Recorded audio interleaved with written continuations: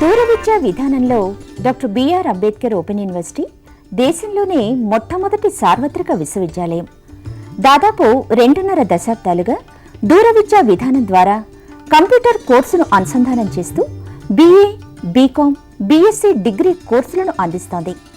Post graduation స్థాయి, degree, diploma స్థాయి కోర్సులను ఔత్సాహికులైన విద్యార్థులకు అందిస్తోంది.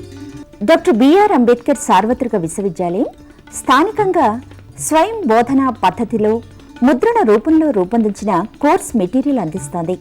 కోర్స్ మెటీరియల్ అధ్యయనానికి సహకరించే విధంగా రేడియో, టెలివిజన్ పాఠ్యాంశాల ఆధారంగా కార్యక్రమాలు ప్రసారం చేస్తోంది. అధ్యయన కేంద్రాల ద్వారా ఏర్పాటు చేసే సలహా సంసర్గ తరగతులు, సైన్స్ ప్రాక్టికల్ సౌకర్యాలు విద్యార్థులకు స్వయం అధ్యయనానికి ఒక చక్కటి అవకాశం.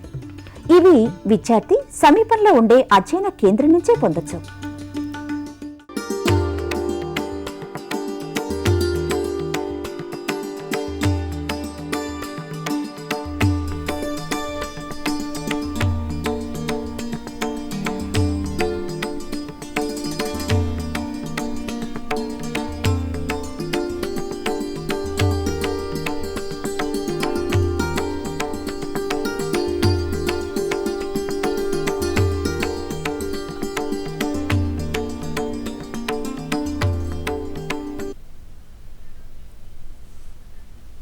नमस्कार। डॉक्टर बीआर अंबेडकर सार्वत्रिक विश्वविद्यालय के इस टेलीकॉन्फ्रेंस में आप सभी का स्वागत है। हमारे सभी दर्शक और हमारे सभी छात्राओं का इस लाइव टेलीकॉन्फ्रेंस में स्वागत करती हूँ।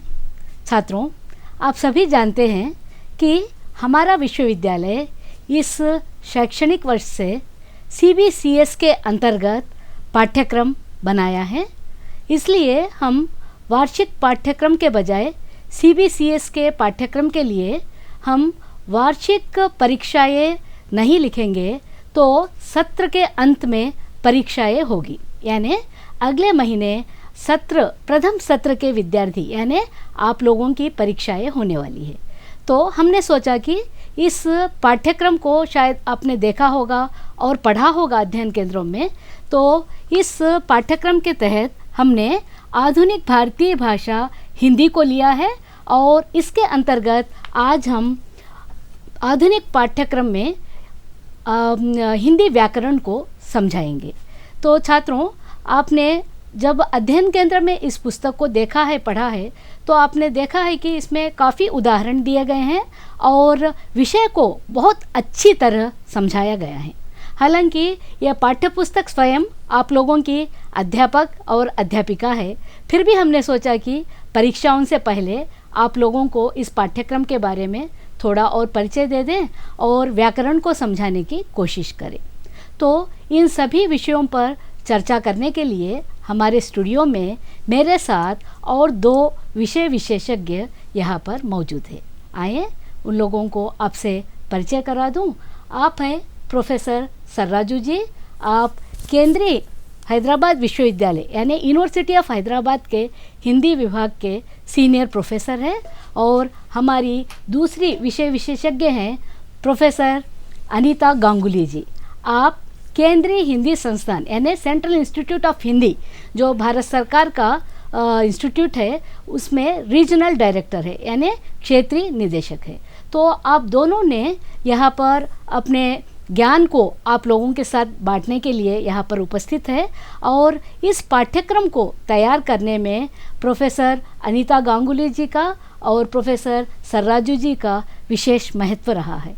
तो छात्रों, चर्चा शुरू करने से पहले आप लोगों को एक बात और बताना चाहती हूँ। आप लोगों से निवेदन है कि आप लोग इस चर्चा में शामिल होइए, लेकिन ये चर्चा 2:40 तक जारी रहेगी। शेष 20 मिनट में आप लोग अपने शंकाओं को हम लोगों से टेलीफोन द्वारा पूछ सकते हैं।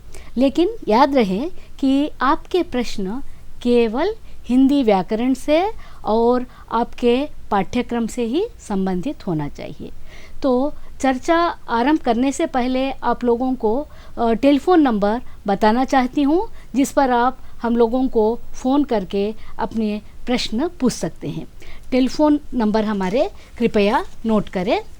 04027031431,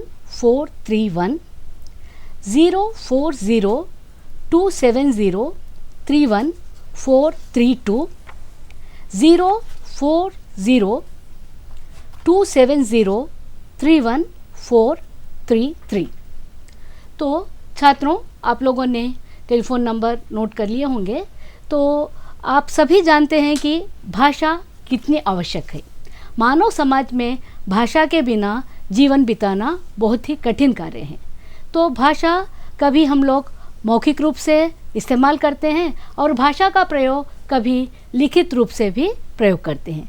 तो हमारे विचारों को दूसरों तक पहुंचाने के लिए, हमारी आवश्यकताओं को बताने के लिए हम लोग भाषा का प्रयोग करते हैं। तो भाषा के बारे में जानने के लिए हम सर्वप्रथम प्रोफेसर सर्राजू जी से पूछेंगे कि सर, मानव समाज के लिए भाषा बहुत ही आवश्यक है। तो भाषा के कई रूप होते हैं। तो हमारे विद्यार्थियों को आप ये बताने का कष्ट करें कि भाषा क्या है और भाषा के कितने प्रकार हैं और इसका महत्व क्या है। वास्तव में भाषा ध्वनि प्रतीकों की एक व्यवस्था है और इन ध्वनि प्रतीकों का उच्चारण मनुष्य करते हैं। इसका एक मौखिक रूप है, इसका एक लिखित रूप है। मूलतः भाषा का जो रूप है मौखिक ही होता है और इस भाषा के बल पर हम अपने भावों का आदान प्रदान करते हैं। यानी इस तरह से तो हम संप्रेषण करते हैं तो हमारे विचारों और भावों का। वास्तव में इस भाषा की संरचना के 3 आयाम हैं। एक ध्वनि व्यवस्था है, तो दूसरी व्यवस्था है व्याकरण व्यवस्था, तीसरी व्यवस्था है अर्ध व्यवस्था।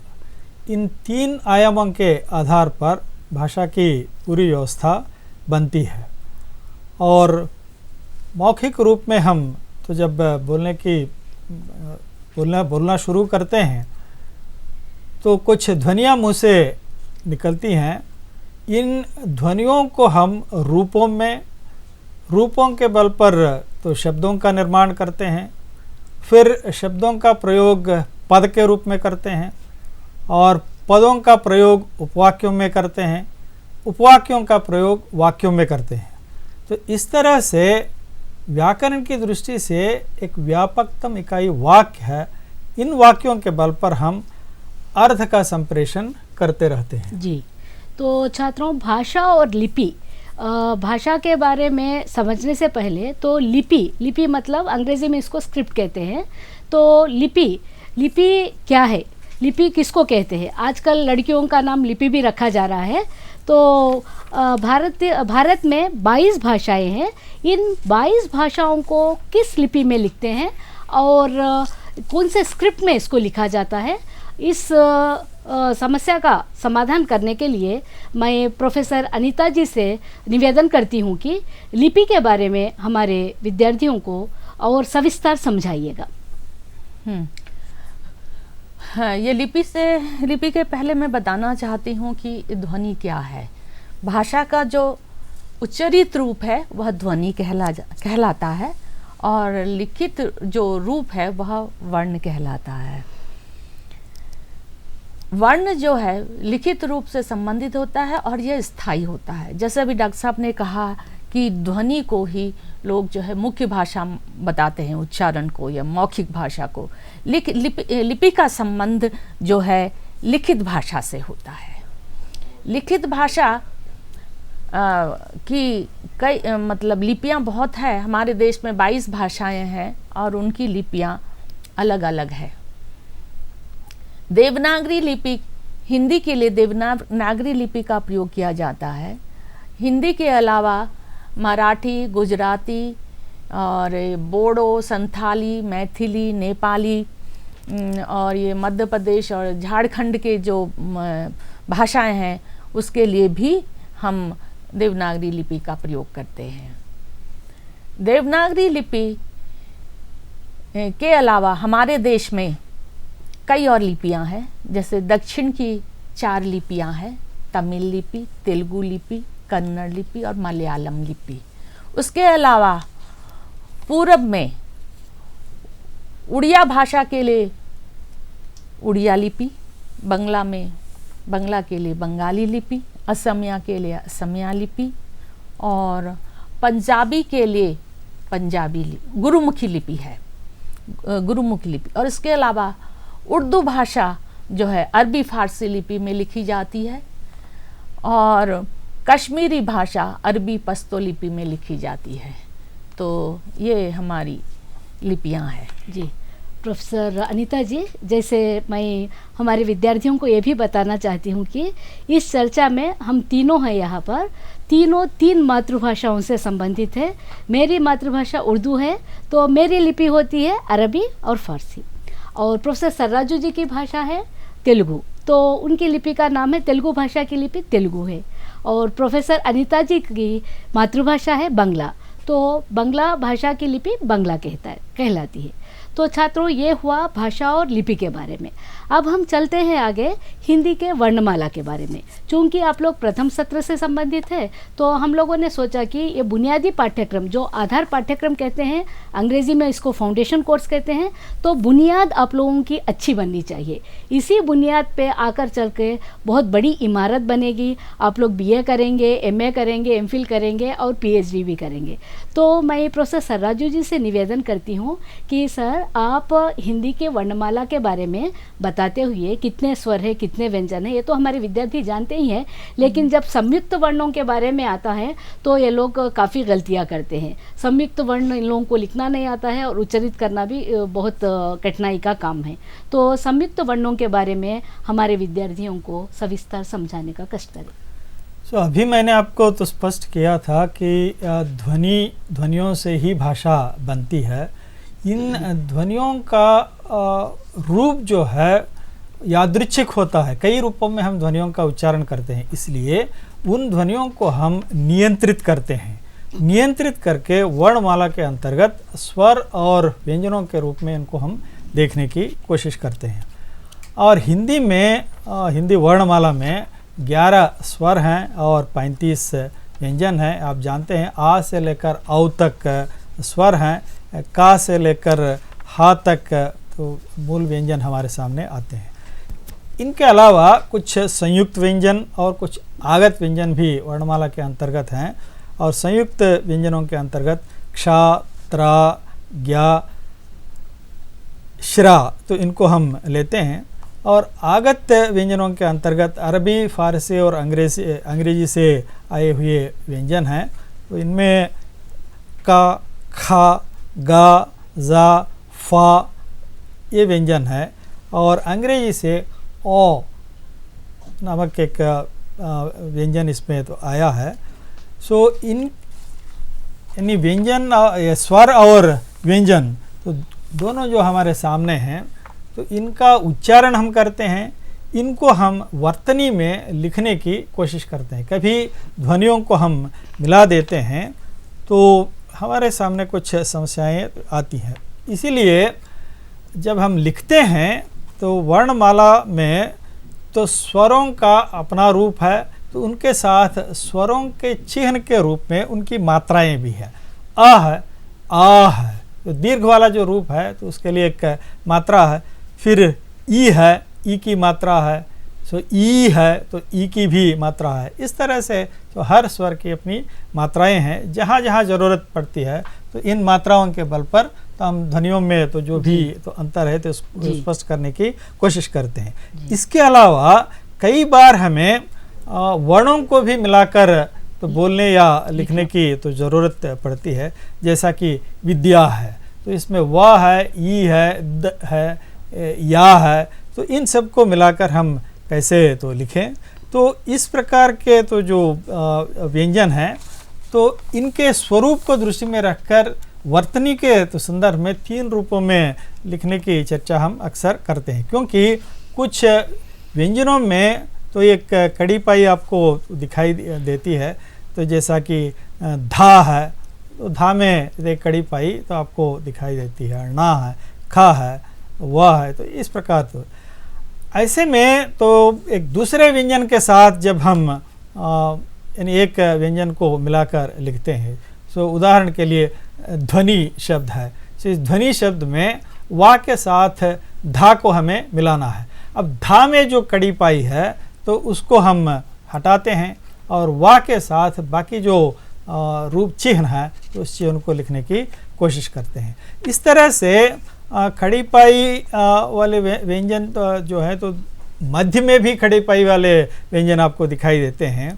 कुछ ऐसे वर्णमाला के अक्षर हैं तो जिनके मध्य में का है, का चिन्ह जो है तो बीच में तो खड़ी पाई है, तो ऐसे में क्या किया जाए? तो फिर उसमें अक्षर के कुछ अंश को हम काटते हैं, तो दूसरे अक्षर का और या क्या या क्यों वगैरह तो शब्द हैं, सो का के कुछ अंश को हम छोड़ देते हैं और दूसरे के साथ उसको मिलाने की कोशिश करते हैं।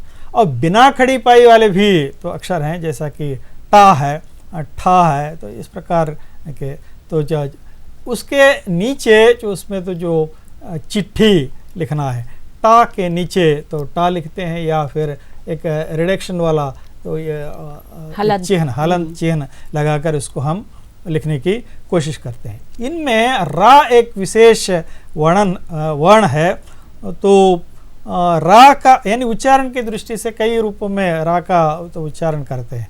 वर्ण या खर्च, प्रेम, ड्रामा, टक वगैरह शब्दों में अलग अलग रूप में इनका उच्चारण करते हैं।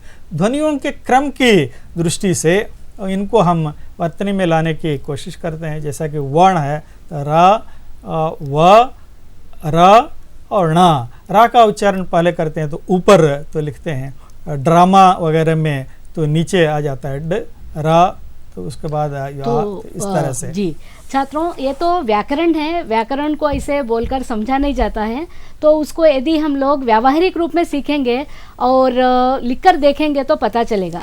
आपकी परीक्षाओं में एक और व्याकरण का एक्सरसाइज होता है, उसके अंतर्गत हमने 3 अंक या 6 अंक रखते हैं। उसमें हमने वर्तनी शुद्ध कीजिए, शुद्ध वर्तनी लिखिए, मतलब अंग्रेजी में स्पेल द चेक। तो हम गलत सलत शब्द देते हैं तो आप लोगों को उसको सुधार के लिखना पड़ता है। आप लोग ज़्यादा गलती किस में करते हैं? रा के बारे में, क्योंकि रा का प्रयोग 3-4 रूपों में किया जाता है। वर्ण लिखने के लिए रा का प्रयोग शिरोरेख के ऊपर रा आता है और द्रव के लिए शिरोरेख से नीचे आता है, और उसी प्रकार पर्व लिखने के लिए रा का प्रयोग अलग किया जाता है। जैसे डॉक्टर साहब ने अभी कहा था कि जब हम लोग खड़ी पाई वाले, जैसे 4 इसमें रूप होते हैं, एक अक्षर तो बीच में खड़ी पाई वाला आता है जैसे का हुआ, और दूसरा है अंत में खड़ी पाई आती है ख हुआ, और कभी व्यंजनों में खड़ी पाई आधी होती है जैसे ट है, ठ है, ड है। तो इन लोगों को किस प्रकार विभाजित किया जाता है हमने आपके पाठ्यपुस्तक के पहले पाठ में बहुत ही सविस्तार रूप से और उदाहरण देते हुए हमने समझाया है। इसके कई उदाहरण हमने दिए हैं, और उदाहरणों के माध्यम से और व्यावहारिक रूप से ही हम लोग व्याकरण समझ सकते हैं। व्याकरण की परिभाषा पढ़ने से व्याकरण नहीं आता है, लिखने से और आप अपने दोस्तों के साथ व्यावहारिक रूप में बातचीत करने से व्याकरण की अशुद्धियाँ कम होती है, और वर्तनी भी आप जितना अच्छा लिखेंगे उतनी वर्तनी की अशुद्धियाँ कम होगी। अभी मैं प्रोफेसर अनीता जी से ये अनुरोध करती हूँ कि यहाँ पर कुछ शब्द जो है अनुनासिक होते हैं, नासिक होते हैं, कुछ शब्द नुक्ता वाले होते हैं, कुछ विसर्ग वाले होते हैं। जैसे नुक्ता वाले शब्द अरबी फारसी में उर्दू में ज़्यादा होते हैं, और विसर्ग वाले शब्द संस्कृत में ज़्यादा होते हैं। तो उदाहरण देते हुए इन शब्दों का प्रयोग कब करना है, चंद्रबिंदी कब लगाना है, अनुनासिक बिंदु कब लगाना है, हमारे विद्यार्थियों को बताइए। हिंदी में इन्हें विशेषक चिन्ह कहते हैं जी, जैसे अनुस्वार। अब क्या होता है, अनुस्वार जो नासिक व्यंजन है, अगर वह बीच में आता है और आधा है तो उसको हम अनुस्वार के माध्यम से, जिसको बोलचाल की भाषा में हम बिंदी कह सकते हैं, उसके ऊपर बिंदी लगाते हैं। जैसे पंचम अक्षर बिंदी में परिणित हो जाता है यदि वह आधा है। मेरे ख्याल से यह 1980 से ऐसा हो रहा है, परंतु पहले इनको पूरा लिखा जाता था। पहले हिंदी लिखते समय ही लिखने के बाद ना आधा लिखा जाता था और उसके बाद दी, परंतु आज जो है आधे ना की ज़रूरत नहीं है, आप सिर्फ बिंदी लगा दीजिए। पंचम अक्षर या पंचम वर्ण के स्थान पर बिंदी लगाते हैं। जैसे का के स्थान पर का खा गा गा गा, तो उसके स्थान पर यदि आधा ना है, नासिक व्यंजन आधा है तो बिंदी आएगी। चा वर्ण में भी वैसा ही है, जैसे चंचल लिखना है तो आप बिंदी लगा कर लिखिए, और उसके बाद घंटा लिखना है तो आप आधा न है उसके स्थान पर बिंदी लगाइए। जैसे अभी हिंदी की बात तो हमने बता ही दी है, और पंपा या चंपा लिखना है तब भी आप माँ के स्थान पर, माँ क्योंकि माँ भी नासिक की व्यंजन है, इसीलिए उसके स्थान पर आप बिंदी लगाते हैं। तो अनुस्वार पंचम वर्ण या पंचम अक्षर के स्थान पर आप लगा सकते हैं। दूसरी बात है अनुनासिक की। अनुनासिक स्वर का गुण है, इसे चंद्रबिंदु से हम व्यक्त करते हैं। यह शिरोरेखा के ऊपर आता है, जैसे माँ, गांव, चांद, चांद, अंधेरा, यह सब शिरोरेखा के ऊपर लिखे जाते हैं। परंतु एक बात यह है, अगर शिरोरेखा के ऊपर मात्रा आती है तब हम इसे भी अनुस्वार के माध्यम से या बिंदी के माध्यम से व्यक्त करते हैं। क्योंकि जैसे मैं के ऊपर अगर आप मात्रा के साथ चंद्रबिंदु लिखेंगे तो थोड़ा लिखने में हौच पौच हो जाएगा, इसीलिए सुविधा के लिए हम भी इसे बिंदी के रूप में लिखते हैं। ऐसे हजारों शब्द है जो अनुनासिक है, परंतु हम शिरोरेखा के ऊपर उसे बिंदु के माध्यम से लिखते हैं। जैसे नहीं, क्यों, मैं, बो, ऐसे बहुत से शब्द है जिसे हम बिंदु के माध्यम से लिखते हैं। इसी प्रकार चोंच, चोंच में ओ के साथ चंद्रबिंदु है, परंतु गोंद, उसमें भी चंद्रबिंदु है, परंतु वह अनुस्वार नहीं है, यह अनुनासिक है। और तीसरे बात होती है बिंदु की। जैसे अभी मैडम शकीला जी ने बताया कि अरबी फारसी के शब्दों में नुक्ता होता है, नुक्ता होता है। तो अरबी फारसी के वर्ण जब हम हिंदी में लिखते हैं हम, तो उसके नीचे भी नुक्ता लगाते हैं। जैसे कलम, का के नीचे नुक्ता है, और खाना, वो भी नुक्ते से लिखे जाते हैं अगर अरबी फारसी के शब्द हैं। और फिर उसके बाद राज, वो भी नुक्ते से लिखे जाते हैं, या गम, वो भी नुक्ते से लगा के जिक्र। इन दोनों में फ़र्क है, उच्चारण में फ़र्क है। बिना नुक्ते के वर्ण में और नुक्ते वाले वर्ण में उच्चारण में फ़र्क होता है। जैसे का, हम जो है का बोलेंगे, सिंपल का, साधारण का, कंठ का, और जैसे अरबी फारसी का वो थोड़ा नीचे से होता है, नीचे से काकल्य से उच्चारित होता है, जिसको बोलचाल की भाषा में हलक से उच्चारित किया जाता है।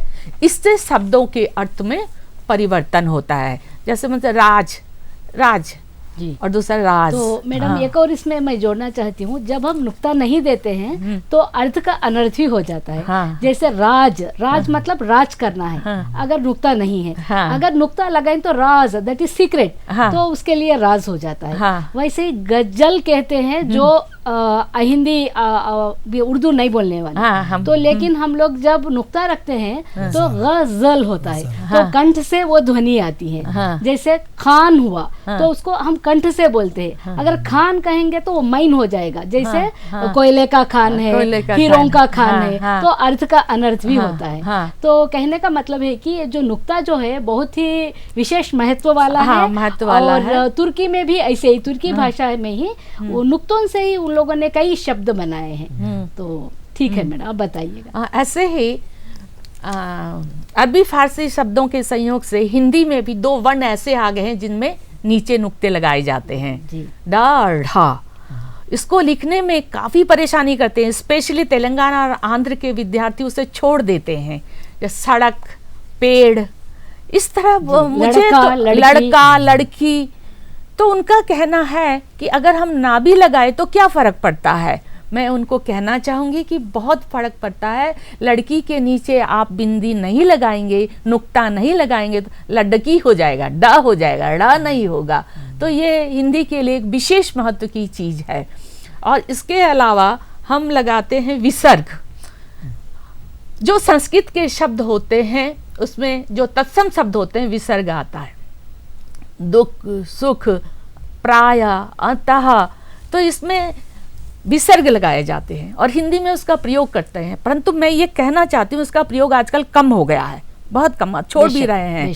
परंतु जैसे आपकी पुस्तक में है प्रातः, आप देखिए प्रातः, अतः, हाँ, पुनः और पूर्णता, निस्वार्थ। वैसे निस्वार्थ आजकल बिना अनुस्वार, हाँ, विसर्ग के भी लिख रहे हैं आजकल। वो दुख भी बिना विसर्ग के चल रहा है, विसर्ग पहले हटाई दिया गया है। दू लिखकर विसर्ग होता था, नहीं जब हम लिख पढ़ते रहे थे हो। उसका बहुत मूल्य था। जी। और अब उसके नहीं लिखने से भी हम महत्व कम हो नंबर गया दे है। रहे हैं, मतलब हम उसे काट नहीं रहे हैं, सही। गलत नहीं कर रहे हैं। परंतु सही स्थिति क्या है, सही कैसे लिखना है, अगर आप यह सोचते हैं कि हम सही लिखें तो आप उसका प्रयोग करें।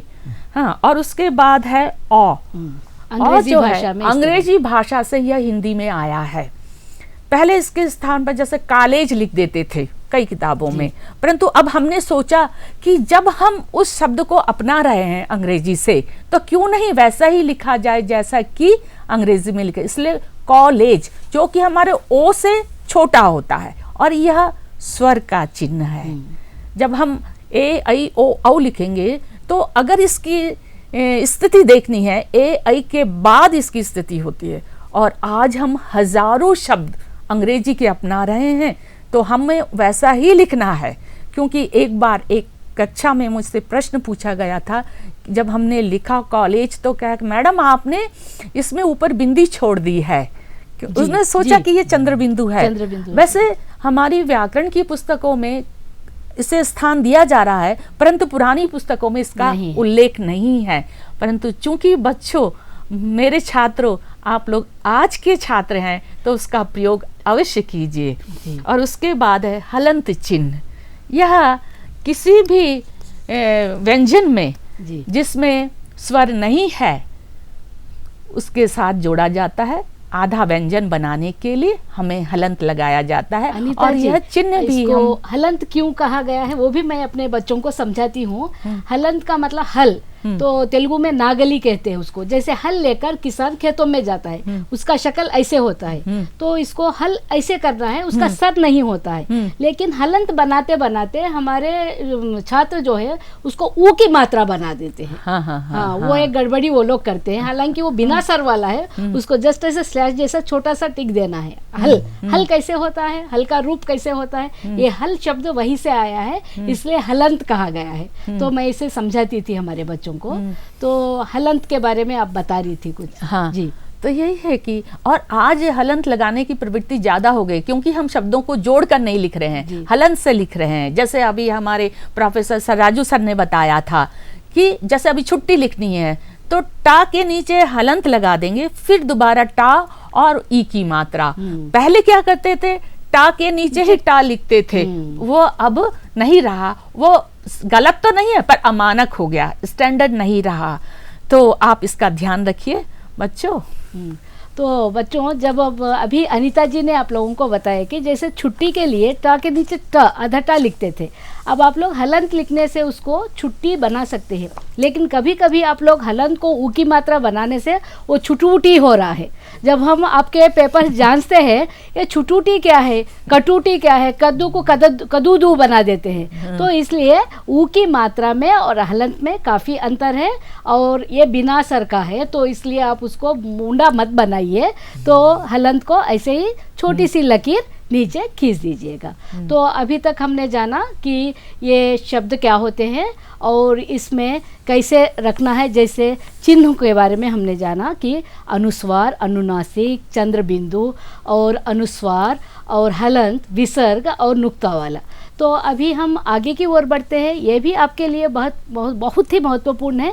इसको कहते हैं विराम चिन्ह। अंग्रेजी में आपने सोचा होगा कि ये पंक्चुएशन क्या है। उसके लिए हम एक 2-3 लाइन देते हैं।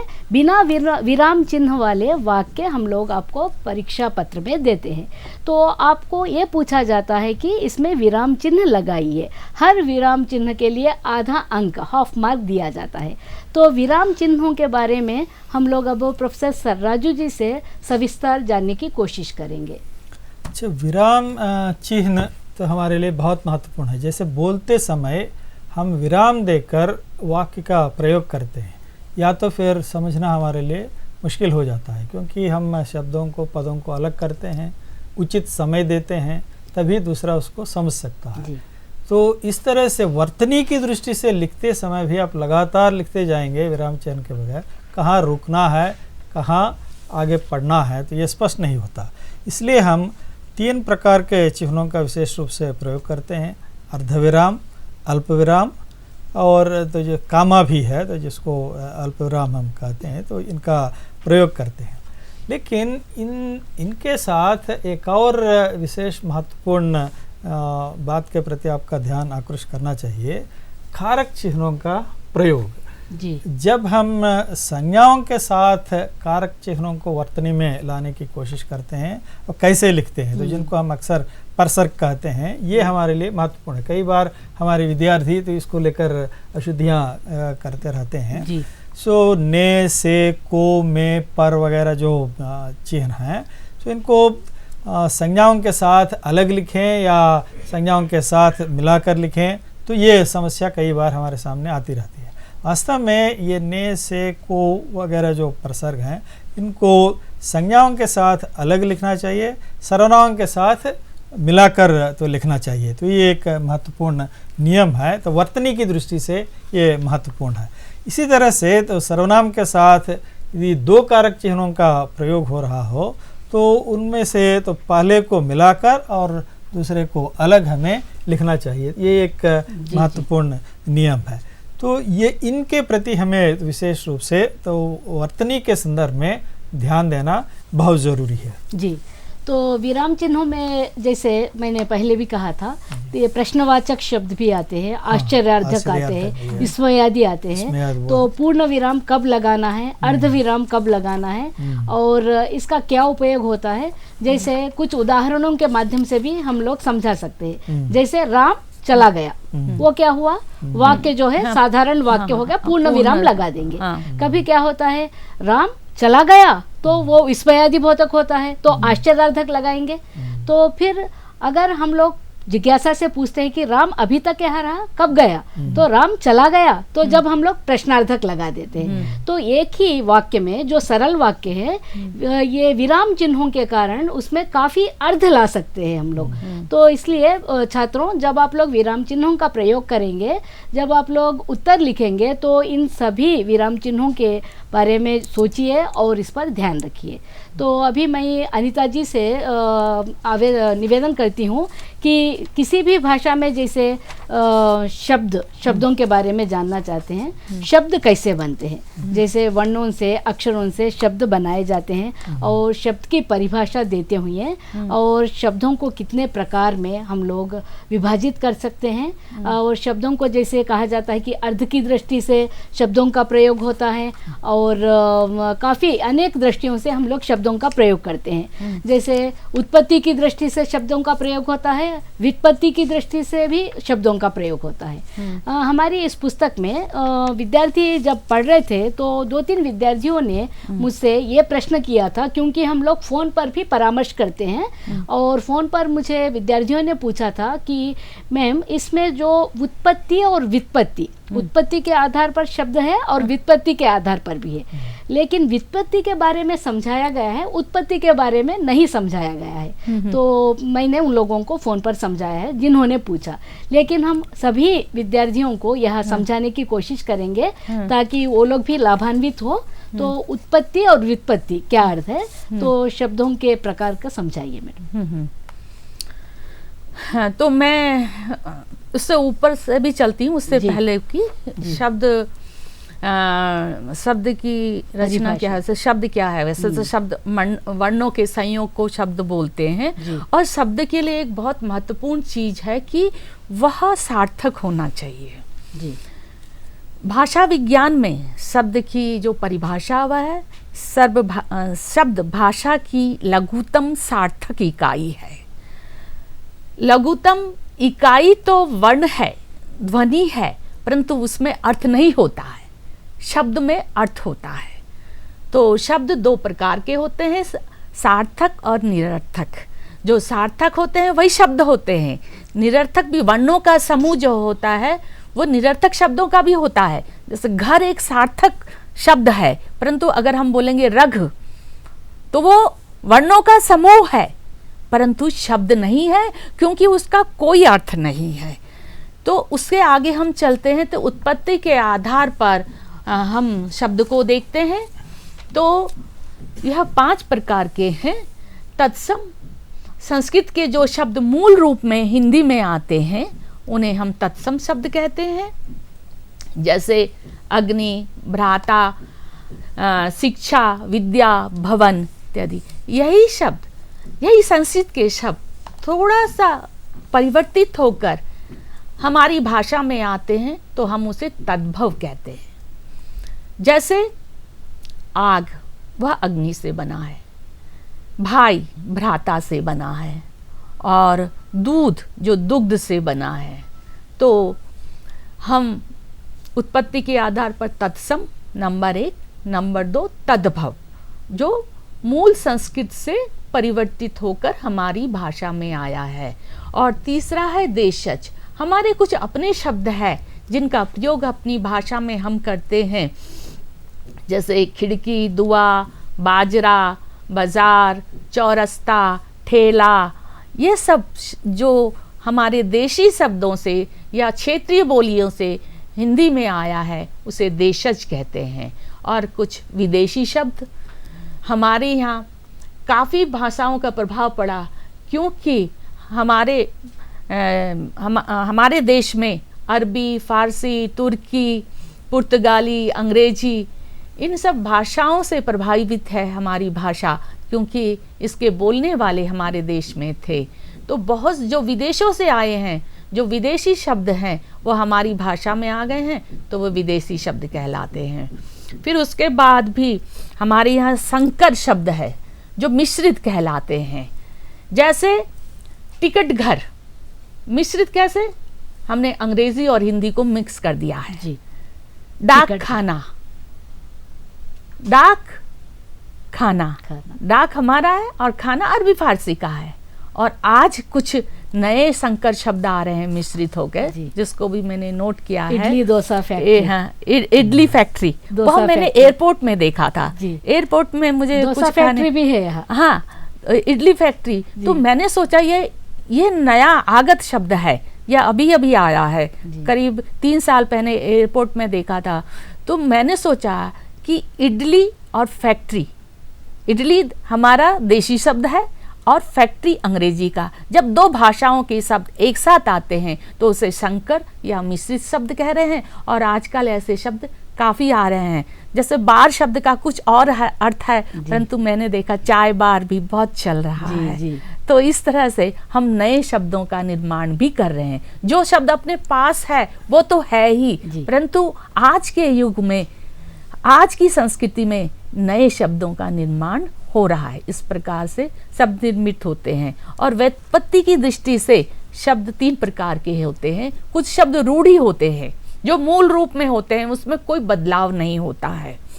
और दूसरे प्रकार के शब्द जो हैं यौगिक होते हैं, जिसमें मूल शब्द के पहले कुछ जुड़ता है और मूल शब्द के बाद में कुछ जुड़ता है। जैसे पहले जुड़ने वाले को उपसर्ग और बाद में जुड़ने वाले को प्रत्यय कहते हैं।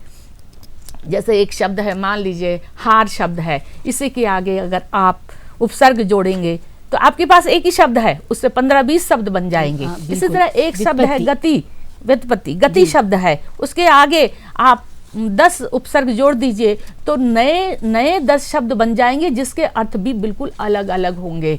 और इसी प्रकार से हम तीसरे प्रकार के शब्द व्युत्पत्ति की दृष्टि से योग रूढ़, जिसे योग रूढ़ कहते हैं, 2 शब्दों से बना हुआ है या उसमें शब्दांश लगा हुआ है।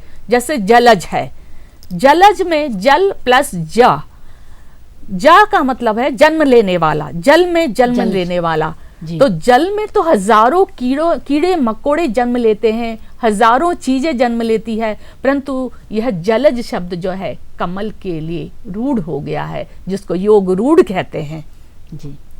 तो इस प्रकार से हमारे यहाँ 3 प्रकार के शब्द हैं। एक शब्द और भी है जिसे सामासिक शब्द कहते हैं, आपकी पुस्तक में उसको अलग से स्थान नहीं दिया गया है, योग रूढ़ में ही स्थान है उसका। जैसे राजकुमार और रसोई घर, चारपाई और मतलब जिसके आदि। तो छात्रों, आप लोगों ने अभी देखा है कि उत्पत्ति से बनने वाले शब्द और व्युत्पत्ति से बनने वाले शब्द और यौगिक शब्द। तो व्युत्पत्ति में जैसे व्युत्पत्त होते हैं, जन्म लेते हैं, एक शब्द से अनेक हजारों शब्द बनते हैं। जैसे परसर्ग है, परसर्ग को जोड़कर हम बना सकते हैं। वैसे ही अभी अनीता जी ने काफ़ी उदाहरण दिए हैं। उसके अलावा आपके पुस्तकों में भी काफ़ी 2500 उदाहरण हमने दिए हैं। इसमें उदाहरणों के माध्यम से आप शब्दों के बारे में बहुत अच्छी तरह समझ सकते हैं।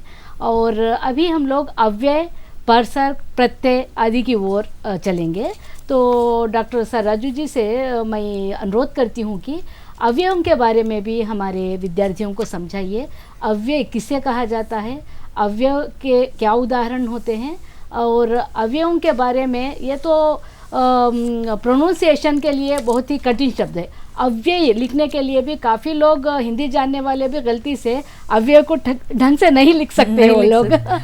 मतलब बोलने और लिखने दोनों में कठिनाई होती है। हाँ। तो अव्यय लिखते समय वो मैंने कई बार वर्तनी शुद्ध के लिए ये शब्द मैंने दिया।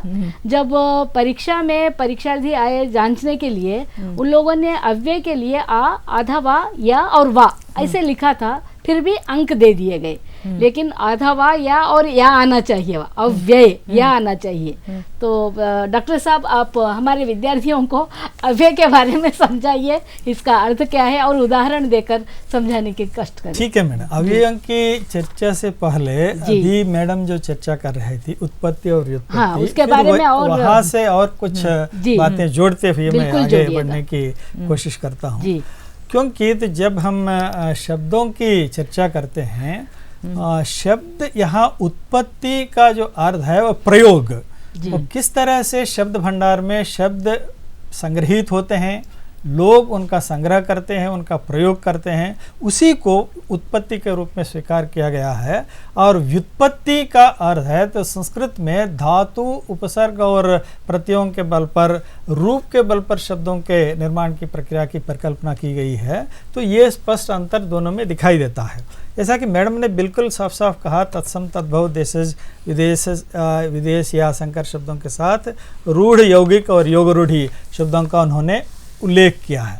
इसके अलावा शब्दों के और 2 भेद हैं, तो जिनको हम कहते हैं विकारी रूप और अविकारी रूप। अब मैडम की समस्या तो जो ये अव्यय शब्द हैं यहाँ आ जाते हैं। रुकता है। कुछ शब्द बदलते हैं, कुछ शब्द बदलते नहीं हैं। तो जो शब्द बदलते हैं तो उनके रूप को हम विकारी रूप बोलते हैं। जिनका रूप बदलता नहीं है उनको अविकारी हम बोलते हैं, या अव्यय भी हम बोलते हैं। और वास्तव में व्याकरण को हमारे विद्यार्थी जो है बहुत कठिन मानते हैं, लेकिन मेरी दृष्टि में बहुत आसान है। क्योंकि ऐसा है कि हमने एक ध्वनि प्रतीकों की व्यवस्था का निर्माण किया है। तो ये उच्चारण अवयवों से उच्चारित ध्वनि प्रतीकों की व्यवस्था है।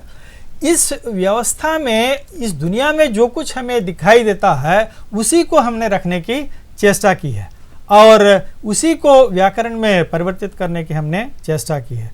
उदाहरण के लिए, हम जो कुछ करते हैं उसको हमने क्रिया कहा। इस दुनिया में जो जितनी सारी वस्तुएं हैं उनको हमने संज्ञा कहा। और बार बार संज्ञा के उच्चारण से तो उच्चारण में सुविधा नहीं होती, पुनरावृत्ति हो जाती है, इसलिए एक सर्वनाम की हमने परिकल्पना की। ये जितने सारी वस्तुएं हैं इन वस्तुओं के कुछ गुण होते हैं, कुछ धर्म होते हैं। इन गुण धर्म या विशेषताओं को दिखाने के लिए, बताने के लिए हमने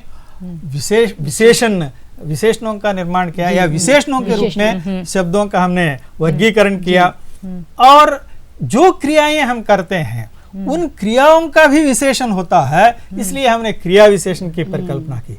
इस तरह से हम जो कुछ करते हैं उसको हमने भाषा में अंतरित कर दिया और भाषा के शब्दों का वर्गीकरण हमने किया। तो संज्ञा, सर्वनाम, विशेषण, क्रिया विशेषण, अव्यय इत्यादि। अब यहाँ मैडम ने जो प्रश्न किया, अव्यय की समस्या तो जो आती है, इनका प्रयोग हम करते हैं, यानी शब्दों का प्रयोग पदों में, पदों का प्रयोग पदबंधों में, पदबंधों का प्रयोग उपवाक्यों में, उपवाक्यों का प्रयोग वाक्यों में करते हैं, और उसके बल पर आगे हम अपने विचारों का आदान प्रदान करते हैं। हाँ, जब शब्दों का प्रयोग वाक्यों में करते हैं, शब्द नहीं रह जाते, उनका रूप बदल जाता है, तो जिनको हम विकारी शब्दों के रूप में स्वीकार करते हैं। ये विकार क्यों उत्पन्न होता है? कुछ कारणों से, कुछ नियमों के तहत, कुछ कारणों से, या लिंग, वचन, कारक वगैरह के कारण विकार ये उत्पन्न होता है। कुछ ऐसे शब्द हैं जहाँ किसी प्रकार का यानी विकार उत्पन्न नहीं होता, तो उनको हम अविकारी शब्द या अव्ययी कहते हैं। तो यहाँ जैसा कि क्रिया विशेषण है, तो अविकारी शब्दों में आज, कल, परसों वगैरह, इधर उधर, इस प्रकार के शब्दों में कोई प्रभाव लिंग या वचन कारक वगैरह का नहीं रहता। तो इसके अलावा एक और बात के प्रति मैं ध्यान आकृष्ट करना चाहता हूँ। जब इधर कहते हैं, किधर, इधर भी हो सकता है, इधर भी तो हो सकता है। तो वो जो शब्द और अर्थ का तो जो संबंध है वो एक विचित्र स्थिति है। इसके अलावा कुछ संबंध बोधक जो प्रत्यय हैं, तो ये के, बिना, ये पर, में, या का वगैरह, या ने, को वगैरह, तो इनमें भी कोई विकार तो उत्पन्न नहीं होता। या किंतु, और, लेकिन, तो इस प्रकार के तो समुच्चय बोधक कुछ तो शब्द हैं, तो इनमें भी कोई विकार तो उत्पन्न नहीं होता। सर, विकार से क्या उद्देश्य है? विकार का मतलब परिवर्तन, रूप परिवर्तन, शब्द का रूप परिवर्तन, शब्दों की जो संरचना है, ध्वन्यात्मक संरचना है, उसमें परिवर्तन। हमारे राज्य में एक शहर है, प्रदेश है, उसका नाम विकाराबाद है। तो विद्यार्थी मुझसे पूछते हैं कि ये विकार और वो विकार दोनों सेम है क्या? विकार से विकाराबाद आया क्या? तो मैंने कहा कि नहीं, वो सिकंदराबाद, हैदराबाद, विकाराबाद कोई व्यक्ति विशेष से लिया गया है, तो वो नहीं है। तो विकार का मतलब अब क्या समझाते हैं, बताइएगा। अब विकार का मतलब है शब्दों के ध्वन्यात्मक रूप में परिवर्तन होना। अच्छा, तो ये परिवर्तन हम क्यों लाते हैं? क्योंकि वास्तव में अभी मैंने स्पष्ट किया, हम जो करते हैं उसको शब्दों में परिवर्तित करते हैं, और इन शब्दों का पदों में और पदों से लेकर वाक्यों तक इनका उदाहरण देकर समझाइए की कोशिश कीजिएगा अनीता जी। विकारी शब्द और अविकारी शब्द, जब किसी शब्द में लिंग, वचन, कारक के कारण परिवर्तन आता है तो उसे विकारी शब्द कहते हैं जी। एक शब्द है बच्चा जी, परंतु आज जब हम प्रयोग करेंगे तो ये कभी बच्चे बन जाएंगे, कभी बच्ची बन जाएंगे, कभी बच्चों बन जाएंगे, कभी बच्चों, संबोधन में बच्चों हो जाएगा। तो ये शब्द एक ही है परंतु इसके 5 रूप बन रहे हैं, तो इसको कहेंगे हम ये जो है विकारी रूप। ऐसे ही जैसे घोड़ा है, मेरा, मेरे, मेरी, मेरा, उसमें भी होता है परिवर्तन होता है। सर्वनामों में तो बहुत परिवर्तन होता है, उसका रूप तो इतना परिवर्तन होता है। जैसे मैं का मुझ होता तो समझ में नहीं आता ये मैं से मुझ बना है, तो इससे ये परिवर्तन, जैसे वह प्लस से उससे है, लेकिन बच्चे पूछते हैं कि वह से क्यों नहीं लिख सकते, वह प्लस को उसको है तो वह को क्यों नहीं लिख सकते। तो ऐसे विचित्र उन लोगों में शंकाएं आती हैं, तो इसलिए मैंने उनसे कहा कि उदाहरणों के माध्यम से ही इसको समझा सकते हैं। जी, तो कई लोग जैसे मेरे को बोल देते हैं ना, मेरे को, यहाँ कोई हैदराबाद में मेरे को कहते हैं, आम तो बात है ये। जबकि असली सही रूप जो है मुझको होना है। ये जो विकार हो रहा है, चाहे वो संज्ञा में हो रहा हो या सर्वनामों में हो रहा है, तो इसको, ऐसे शब्दों को हम विकारी शब्द कहते हैं। ये विकार किस लिए उत्पन्न हो रहा है? या तो लिंग, वचन, कारक के कारण उत्पन्न है। कारक लगने से शब्द का रूप बदलता है ना, आपको मालूम है, विशेषकर सर्वनामों का। तो यह है विकारी, इसको कहते हैं विकारी। और जिसमें कोई परिवर्तन नहीं होता है, जैसे अभी डॉक्टर साहब ने बताया है, अपरिवर्तित रहते हैं। जैसे आपने बताया है क्रिया विशेषण, इधर उधर किधर, ये जो शब्द है, और दूसरा है जो कल परसों नरसों वगैरह ये आता है, उसमें परिवर्तन नहीं होता है। दूसरा जो समुच्चय बोधक है, किंतु, इसलिए, या, अथवा, तो, इसलिए, लेकिन, इसमें परिवर्तन नहीं होता। लेकिन में आप किसी भी तरह परिवर्तन नहीं ला सकते हैं, तो ये जो है अविकारी होते हैं, इसमें परिवर्तन होता ही नहीं है, तो यह अविकारी कहलाते हैं। तो छात्रों, आप लोगों ने अभी समझा है कि विकारी शब्द क्या है, अविकारी शब्द क्या है। जिसमें परिवर्तन होता है उसको विकारी शब्द कहते हैं, जिनमें परिवर्तन नहीं होता है उन शब्दों को अविकारी शब्द कहते हैं। और काफ़ी उदाहरण दिए गए हैं पाठ्यपुस्तक में, आप उदाहरण देखते हुए भी उनको समझ सकते हो। तो अभी मैं प्रोफेसर सर्राजू जी से ये पूछना चाहती हूँ कि जैसे प्रत्यय किसे कहते हैं? प्रत्यय क्या, उपसर्ग और प्रत्यय में भी हमारे विद्यार्थियों को काफ़ी कठिनाई होती है, वो लोग कंफ्यूज हो जाते हैं। उपसर्ग शब्द से पहले जोड़ते हैं या शब्द के अंत में, या प्रत्यय पहले आता है या शब्द के बाद, तो काफ़ी कुछ उन लोगों को होता है। तो मैंने उदाहरणों की बड़ी इसमें लिस्ट दी गई हैं, प्रत्यय कैसे बनते हैं, उनके क्या उदाहरण हैं, और उपसर्गों के भी उदाहरण इसमें हैं। तो मैंने उन लोगों से कहा है कि उदाहरणों के माध्यम से ही आप इसको ज़्यादा समझ सकते हैं। जितने उदाहरण आप देखेंगे, जितने एक्सरसाइजेस आप करेंगे, तब तक आप लोगों को काफ़ी इसमें वो हो जाएगा कि अर्थ संकोच नहीं होगा। उपसर्ग और प्रत्यय, तो इसको अंग्रेजी के माध्यम से भी मैंने समझाने की कोशिश की। तो मैं डॉक्टर साहब से ये पूछना चाहती हूँ कि उपसर्ग क्या है? अभी हमने विकारी अविकारी शब्दों की तो समस्या को लेकर तो चर्चा की है जी। तो वास्तव में ये शब्दों के बनने की प्रक्रिया की ओर मैडम ने भी संकेत किया और हमने भी संकेत किया।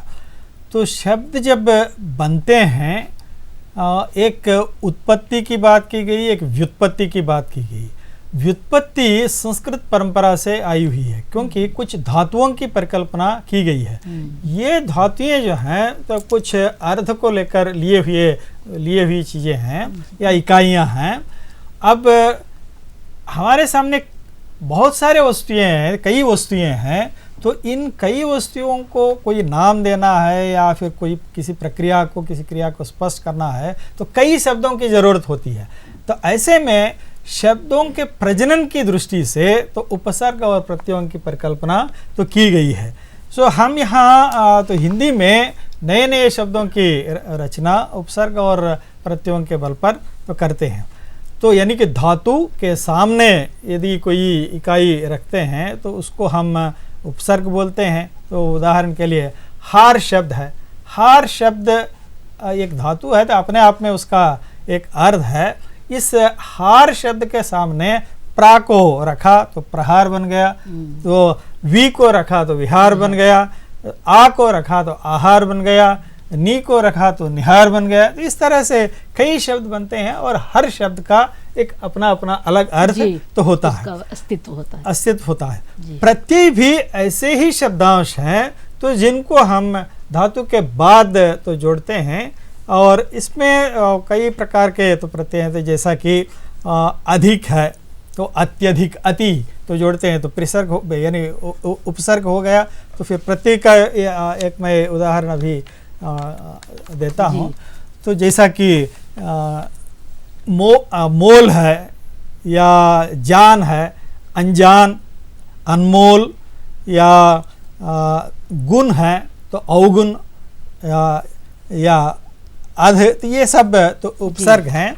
सो अब प्रत्ययों को हम लेंगे तो प्रत्यय बाद में तो आने वाले इसको और वास्तव में ये प्रत्यय को अभी मैं समझाता हूँ। प्रत्यय दो प्रकार के होते हैं। तो अभी हमने शब्दों की चर्चा की, तो कुछ संज्ञा शब्द हैं तो कुछ क्रिया शब्द हैं, या क्रिया का मूल धातु रूप होता है। तो इसमें तो जो संज्ञा शब्दों के बाद कुछ यानी प्रत्ययों को जोड़ते हैं तो उनको हम कृत प्रत्यय बोलते हैं, और क्रिया शब्दों के बाद हम तो जोड़ते हैं तो उनको कृत प्रत्यय बोलते हैं। उदाहरण के लिए ढक्कन शब्द है, तो ढक्कन शब्द में ढक प्लस अन, दो तो यहाँ इकाइयाँ, तो अन एक प्रत्यय है, तो ढक, ढकना, तो वास्तव में एक मूल शब्द है, द धातु ढक है, तो ढकना, द ढक, तो उसके लिए हमने अन जोड़कर तो ढकना तो शब्द हमने, लिखना तो लिख है, तो ना तो हमने तो जोड़ दिया है। तो इस तरह से, या लड़ाकू है, लड़ना, लड़, तो आकू प्रत्यय हमने तो जोड़ दिया है। तो इस तरह से हम प्रत्ययों को तो जोड़ते तो आते हैं। और जहाँ तक कृत प्रत्ययों का तो संबंध है, तो जैसा जलन, चलन, भवन वगैरह में तो अन प्रत्यय को हम जोड़ते हैं, तो या जलना या चलना वगैरह। तो या है, देना, देय, या गति, तो ई को हम जोड़ते हैं। तो इस तरह से हम शब्दों के निर्माण करने की जैसे उपसर्ग और प्रत्यय के बारे में आप लोग ज़्यादा कंफ्यूज होने की ज़रूरत नहीं है। इसमें कई प्रकार है, अनेक भेद है। जैसे हिंदी के प्रत्यय अलग है, उर्दू के अलग है, संस्कृत के अलग है, वैसे ही उपसर्ग भी अलग अलग है। लेकिन आप लोग एक अच्छी तरह बात ये याद रख लीजिए कि उपसर्ग का मतलब शब्द से पहले आता है वो। और हाँ, तो डॉक्टर अनीता जी इसको और विशेष रूप से बताने की कोशिश करेंगी।